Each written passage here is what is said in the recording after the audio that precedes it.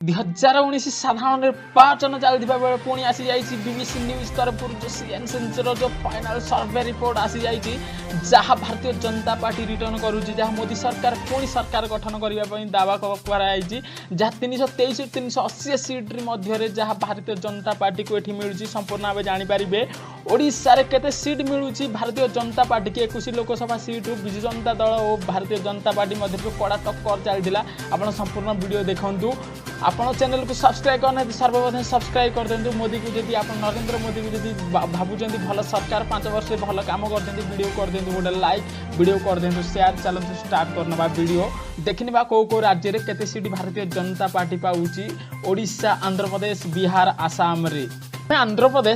प्रदेश रे 25 लोकसभा सीट अच्छी जो 3 ରୁ 4 सीट भारतीय जनता पार्टी की मिलूँ देखो आंध्र प्रदेश 3 ରୁ 4 सीट भारतीय जनता पार्टी की मिलुवा बेले 22 ରୁ 23 सीट जहाँ लोकल टीम को जो टीआरएस अच्छी और वाईएस राजशेखर रेड्डी कांग्रेस जो अच्छी से ही दल को मिलूँ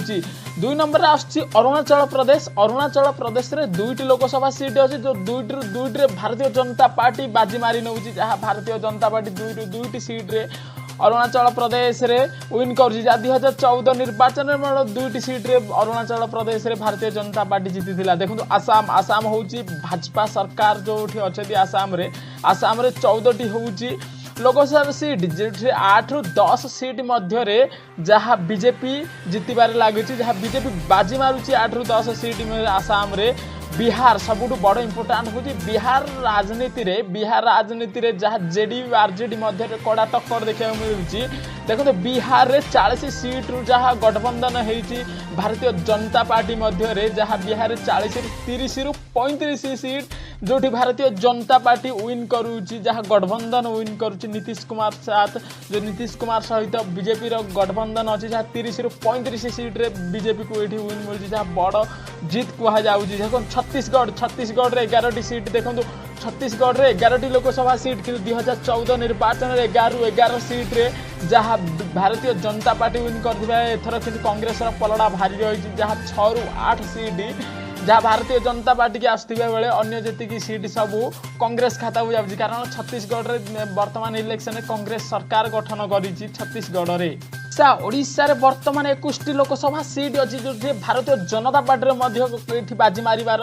जो कहुई जो ओडिशा रे वर्तमान 2019 साधारण निर्वाचन में मोदी हावा थिला बेले 21 सीट रु 8 ରୁ 10 सीट रे 21 ରୁ 8 ରୁ 10 सीट रे भारतीय जनता पार्टी विन करथिबा बेले अन्य सीट रे विजु जनता दल एठी ओडिशा रे विन करूची जहाँ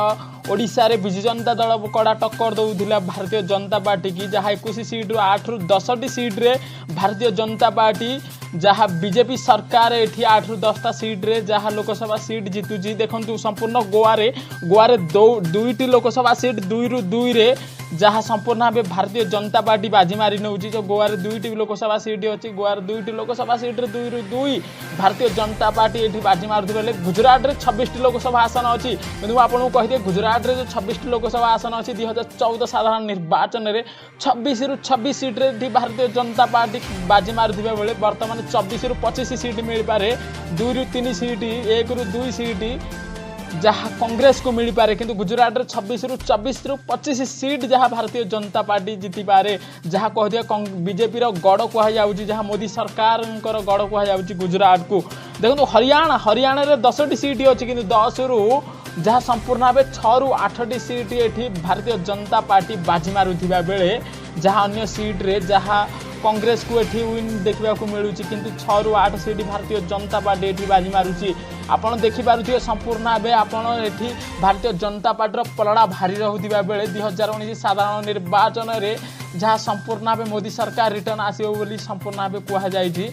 अन्य जो राज्यर अच्छे मुझे सेकेंड वीडियो रे आपको बतैबी कौ राज्य में केतोटी लोकसभा सीट जहाँ भारतीय जनता पार्टी विन करुवा बेले जहाँ मोदी सरकार पुणी रिटर्न आसुचंती 2019 साधारण निर्वाचन पर आपको इनफॉरमेशन भल लगी चैनल को सब्सक्राइब कर दिंतु लाइक कर दिंतु वीडियो को शेयर निश्चय ନିଶ୍चय करंतु आपण जानि पारथिबे भारतीय जनता पार्टी पुणी रिटर्न आसुची 2019 साधारण निर्वाचन रे जदि मोदी सरकार पुणी रिटर्न आसबा को चाहू ताहले आपण कमेंट बॉक्स रे कमेंट करंतु आपण जदि मोदी सरकार को बहुत बड़ राजनेता भाबुचंती से देशर बहुत भल काम कर वीडियो गोटे कर दिंतु लाइक मु देखाबी नेक्स्ट एपिसोड रे आपण जो अन्य राज्यर जो रही जाइथिबा सीट विषय रे आपण को पूरा डिटेल्स रे कहिबी।